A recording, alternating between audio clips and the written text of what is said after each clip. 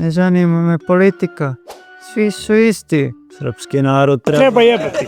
Jebem ti Srbina. Srbina najgori su na kugli zemaljskoj.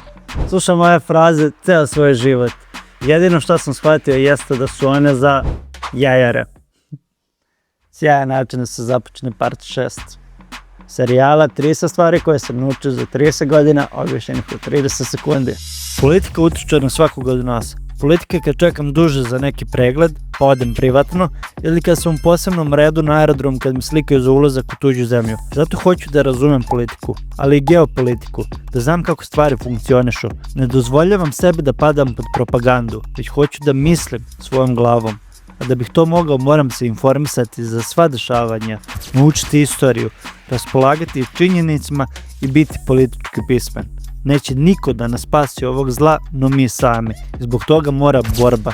Ovi klošari 14 godina pokušavaju da nam ogade sve oko nas i sve što je naše, a naše je.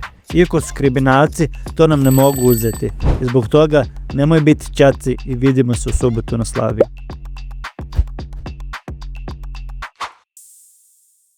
Poluda!